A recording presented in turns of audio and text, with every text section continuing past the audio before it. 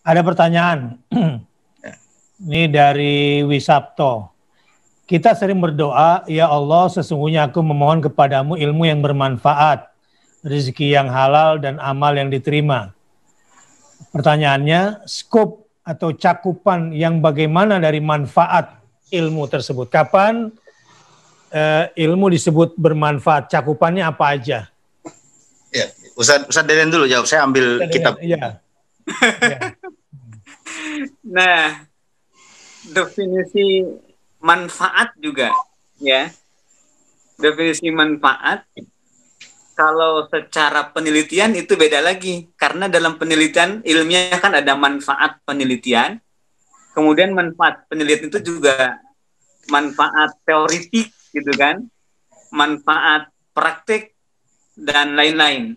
Nah, hanya saja kalau kita melihat kata an-naf'u di dalam Al-Quran, itu lawan dari kata ad-durru.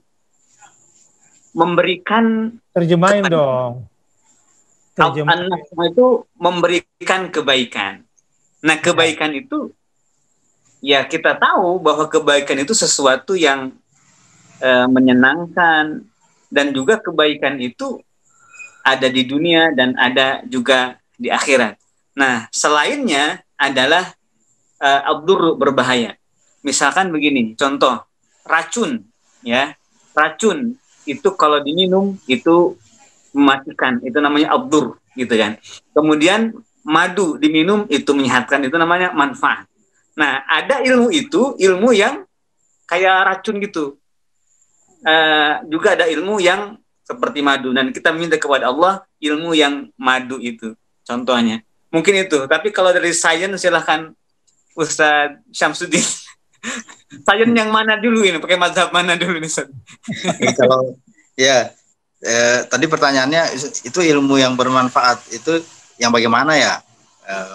Kalau umumnya kan masyarakat memahami ya, kalau nanti bisa kerja habis itu dapat imbalan atau gaji yang besar itu bermanfaat gitu kan, dan lah ya, jadi manfaat material. Jadi gampangnya itu ya prinsip utilitarianisme atau pragmatisme gitu. Tapi saya pernah ketemu seorang kiai itu di daerah Banten pada hari Kamis tanggal 10 September 2020 kemarin. Terus dia bilang tahu ilmu yang bermanfaat.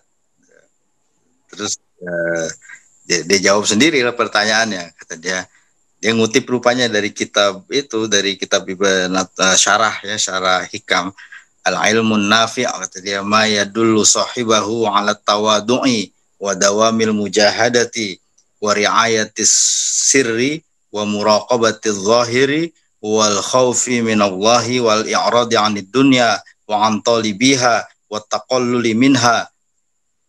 Kemudian wa mujanabati arbabiha wa tarki ma fiha ala man fiha min ahliha wan nasihati lil khalqi wa husnil khuluqi ma'hum wa mujalasatil fuqara wa ta'zimi awliyaillah wal iqbal ala ma ya'nihi.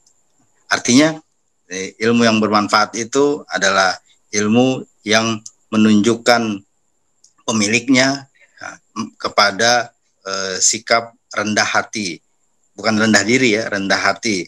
Kemudian berjuang untuk melawan hawa nafsu, kemudian menjaga batinnya dan zohir dirinya, lahir dan batin, menjaga lahir dan batin, yaitu bertakwa lah ya. Kemudian takut kepada Allah, berpaling dari dunia dan dari para pemburu dunia, dan mengantarkan pemiliknya itu ada berdikit-dikit, cukup sedikit dengan dari dunia itu, dan menjauhi katanya tuan-tuan dunia, dan meninggalkan apa yang ada di dunia bagi pemiliknya, dan menasehati masyarakat, dan berbuat baik, bergaul dengan masyarakat dengan akhlak yang baik, dan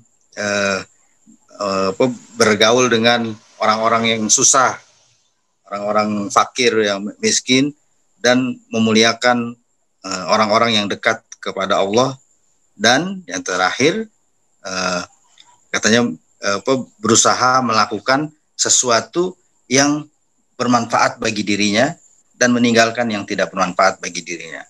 Itu baru dia bilang apa yang kita pelajari itu menjadi ilmu yang bermanfaat. Nah, ujung ada kata manfaat lagi itu.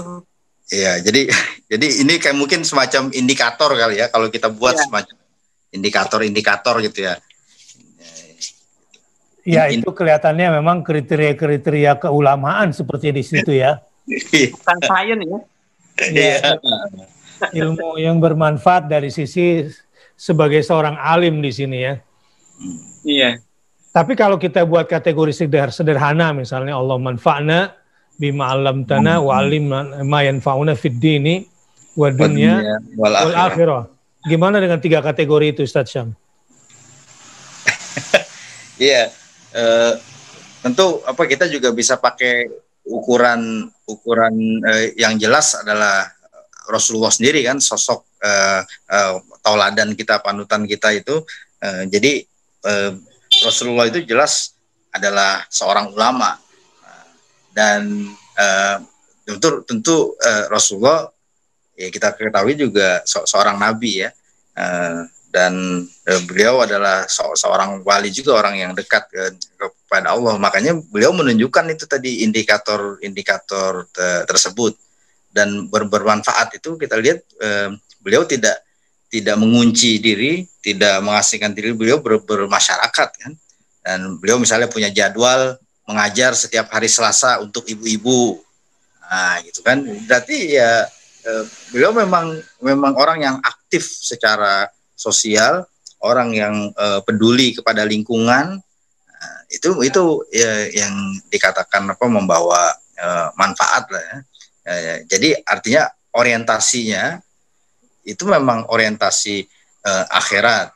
Kemudian kebergantungannya total kepada Allah.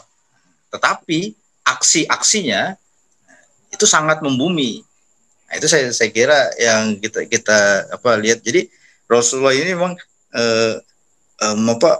orang yang susah untuk diikuti, tapi tadi kata orang bule, difficult but not impossible. Jadi misalnya beliau berdiplomasi, nah, tetapi kita lihat diplomasinya menyatakan kebenaran. Nah, kalau diplomasi sekarang itu kan enggak kan, malah mendistorsi kebenaran misalnya. Begitu juga kalau kita bilang ilmu yang bermanfaat sekarang ini, ilmu bermanfaat sekarang mungkin hanya aspek yang material, aspek yang sosial, misalnya aspek yang finansial, nah, tapi aspek yang spiritualnya enggak. Nah itu mungkin kita jadi mungkin bukan berpikir either or itu ya, begini atau begitu, tapi kita bilang both can be true ya, dua-duanya. Maksudnya aspek yang spiritual maupun aspek yang material itu harus sama-sama hadir. Manfaat yang sosial sifatnya dengan manfaat yang batin itu harus bisa diwujudkan. Jadi ilmu yang bermanfaat.